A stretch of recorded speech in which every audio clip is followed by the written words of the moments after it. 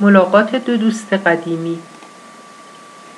خسرو قبادی، مردی میان سال مرتب و آراسته، در پارک قدم میزد.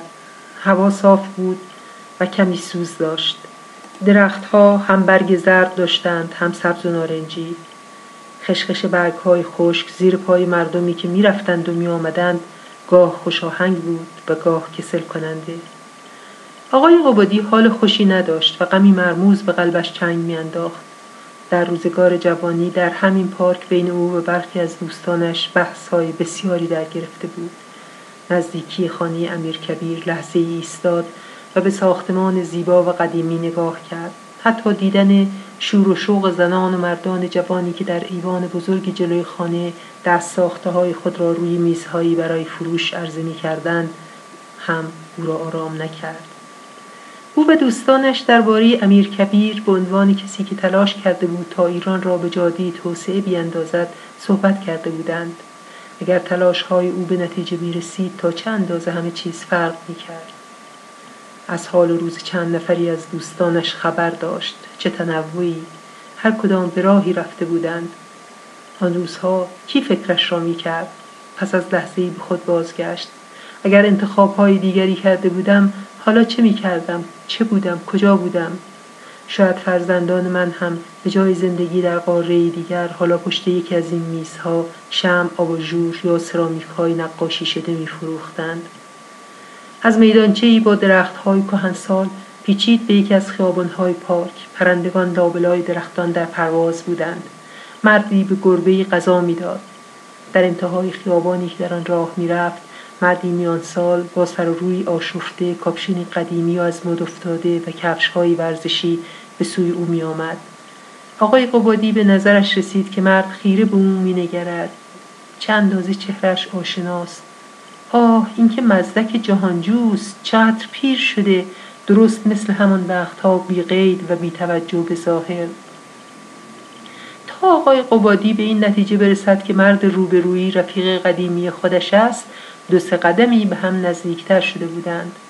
آقای قبادی جز یک لبخند کمرنگ، شاید حاکی از افسوس جوانی از دست رفته، هنوز هیچ واکنشی نشان نداده بود که دید آقای جهانجو سرش را به سمت دیگری چرخاند. او مرا شناخت و رویش را از من گرداند.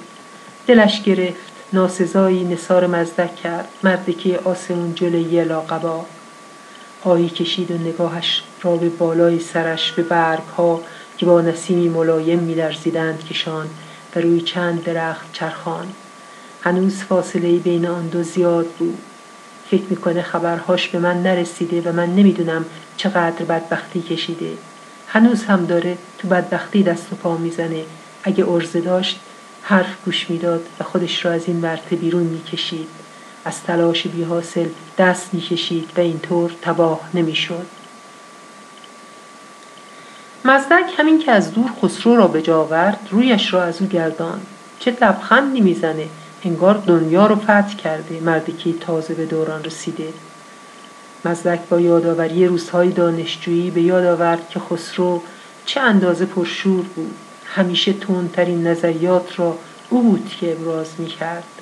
هیچ چیز راضیش نمی‌کرد. حریص برای آن که در همه کارها فعالانه شرکت داشته باشد، برای آن که همه را پشت سر بگذارد.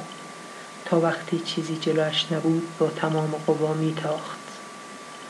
باد پاییزی برگ‌ها را می‌لرزاند و برگ‌های خشک را از شاخه جدا می‌کرد. قبادی در همان حال که با نگاه سقوط برگی را تعقیب و زیر لب شعری از شاملو را زمزمه می‌کرد، یأس موقرانه برگی که بی‌شتاب بر خاک می‌نشیند، دید که جهانجو به خیابانی فرعی در پارک پیچید تا مجبور نباشد از کنار او رد شود. نادیده گرفته شدنش از سوی جهانجو برخورنده بود. صدای خشخش برگ‌های خشک زیر پایش نگاهش را به پایین کشید. من از خودم یه چهره موفق و یه الگو برای جوونا ساختم.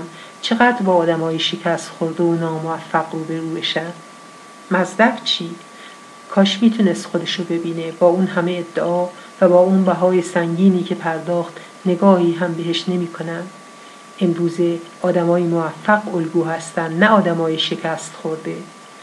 قبادی با وجود بی‌اعتنایی مزدک دلش برای دوستش به رحم آمد. طفلک هیچ خیری از زندگیش ندید. با اون هوش و استعدادی که داشت، با همه مطالعه‌ای که میکرد، بعد از این همه سال دست کم میبایست 1 میلیارد ثروت میداشت. میبایست برای خودش کسی میبود. اما هی گفت این کار خدمت به ارتجاع، اون کار جهل و خرافه رو گسترش میده، این کار برای جوونا بدآموزی داره. یه جا با صاحبکار دعوا کرد، یه جا اعتصاب رو انداخت. میتونست تو حرفه خودش موفق باشه و حالا تو زندگیش چه برنامه‌ای رو دنبال کرد؟ او که ادعا میکرد میخواد آینده رو جوری بسازه که همه تو بهشت زندگی کنن، از عهده زندگی خودش هم بر نیومد، به دنبال حوادث کشیده شد. اصلا حوادث لگدکوبش کردن. چند سالی که حبس بود و زن و بچهش رو به امان خدا ول کرد و رفت. باقی اوقات هم در به دری کشید. کسی نیست ازش بپرسه آخه چی نصیبت شد؟ اون از سر و ریختش معلومه که غذای کافی هم بهش نمیرسه. بیچاره زنش بیخود نیست که دست بچهش رو گرفت و رفت اون برای دنیا. نمیدونم اونا در چه وضعی هستن. کاش میتونستم کمکی بهشون بکنم.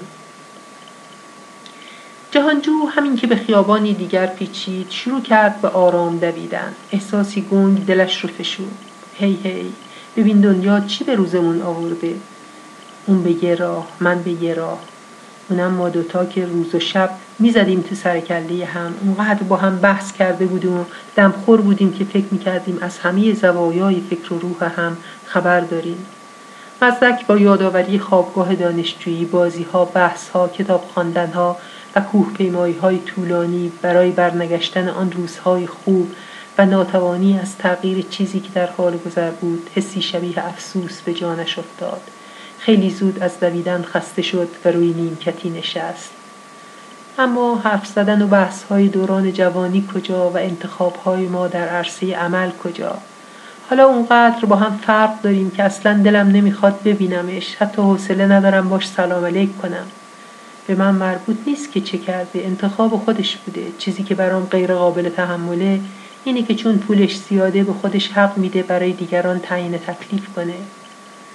قبادی همانطور که درختی نگاه او را تا نوک شاخه‌هایش بالا می‌برد، فکر کرد وقتی بهش چک سفید دادن میتونست از فرصت استفاده کنه و زندگی تازه‌ای برای خودش بسازه. سرمایه‌ای بود که با اون میتونست دوباره شروع کنه. وقتی از زندون در اومد، من میخواستم با این کارم دوباره دست دوستی به طرفش دراز کنم، اما افسوس که از این فرصت طلایی استفاده نکرد. نسیم ملایمی که می‌وزید جهانجو را واداشت تا دوباره به راه افتد. آدمیزاده و تصمیم گیری‌هاش. نمیشه آدم در آن واحد از مزایای همه انتخاب‌های ممکن بهره ببره. من شاخ غول رو نشکندم، اما پای انتخاب جهت زندگیم درست یا غلط ایستادم. اما قبادی نه. میخواد با کارهایی مثل دادن چک سفید تایید اونای دیگر رو بگیره و خیالش راحت بشه که راهش درست بوده. جهانجو از جلوی خانه امیرکبیر گذشت. مدتی به تماشای جوانان دست فروش ایستاد. به یاد دخترش افتاد. دلتنگش بود. هیچ چشماندازی از ملاقاتی در آینده نزدیک نمیدید. به راهش ادامه داد. فکر نمی‌کنم فهمیده باشه چرا چک را قبول نکردم. اگه قبول می‌کردم معنیش این بود که همه کارهایی که کردم اشتباه بوده. من ممکنه موفق نباشم، اما همیشه کاری رو انجام دادم که به نظرم درست میومد. از طرف دیگه درمونده نیستم که صدقه قبول کنم. مزدک خسته و عرق ریزان به گروهی رسید که گرد میز پینگ پونگی ایستاده و گاه با هیجان بازیکنان را تشویق می‌کردند. او هم ایستاد تا بازی را تماشا کند. به یاد آورد که آشنایی و دوستی او و قبادی از بازی پینگ پونگ شروع شده بود. پس از چند لحظه آن سوی میز قبادی را دید که به او نگاه می‌کند. بی اختیار دستش بالا رفت و سری برای قبادی تکان داد. دو دوست قدیمی به هم لبخند زدند و به سوی هم راه افتادند. تاریخ ضبط فروردین 1390.